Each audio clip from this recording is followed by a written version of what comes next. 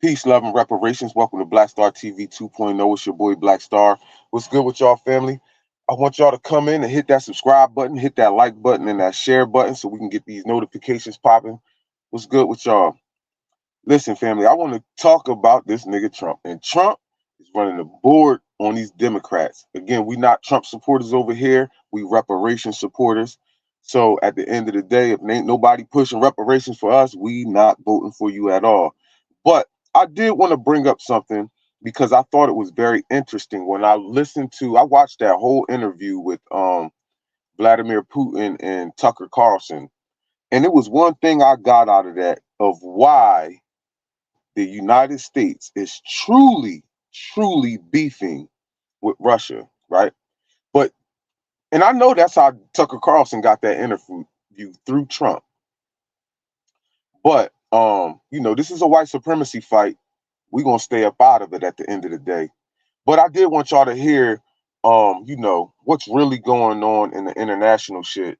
The beef between white supremacy internationally. So here we go. Let's listen to Vladimir Putin and what he has to say about the NATO and all that's going on. So twice you've described U.S. presidents making decisions and then being undercut by their agency heads. So it sounds like you're describing a system that's not run by the people who are elected in your telling. Именно так. That's right. That's right. In the end, they just told us to get lost.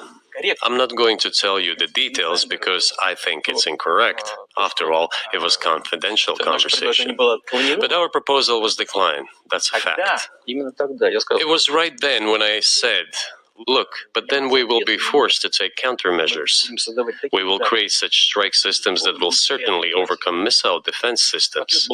The answer was, we're not doing this against you, and you do what you want, assuming that it is not against us, not against the United States. I said, okay, very well. That's the way it went. And we created hypersonic systems with intercontinental range, and we continue to develop them. We are now ahead of everyone, the United States and the other countries, in terms of the development of hypersonic strike systems, and we are improving them every day. But it wasn't us. We proposed to go the other way, and we were pushed back. Now, about NATO's expansion to the east. Well, we were promised no NATO to the east, not an inch to the east, as we were told. And then what? They said, well, it's not enshrined on paper, so we'll expand. Now, see, that's where the true hate come from.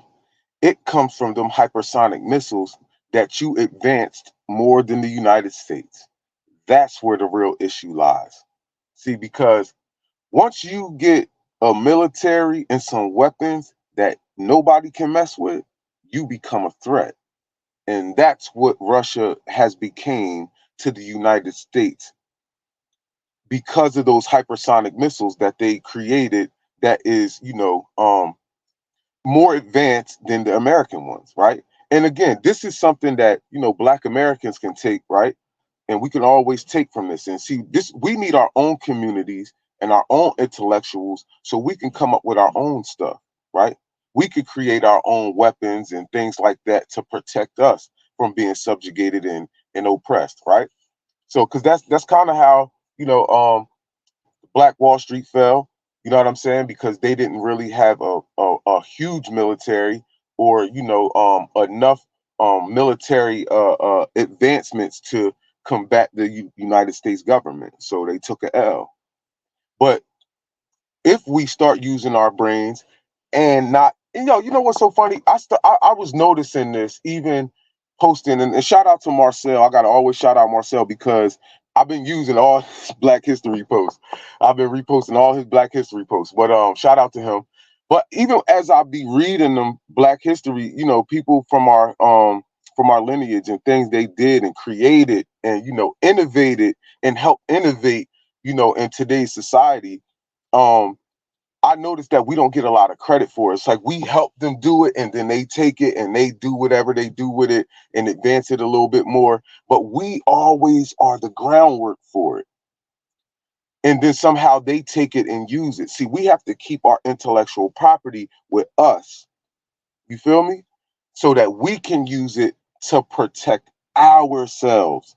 Because we make things for people and we do things for people and then they use it against us for the most part. Or if they're not using it against us, they're getting the lion's share of our intellectual property.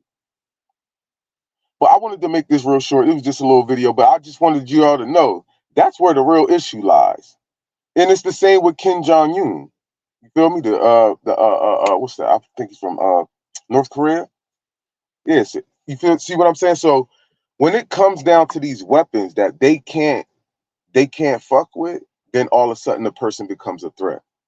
But at the end of the day, just like I said, this is a white supremacy fight that we really not in. And, you know, they can kill each other off for all I care because it would just make the world better, man. Peace, love, and reparations. Your boy Black Star. We up out of here, man.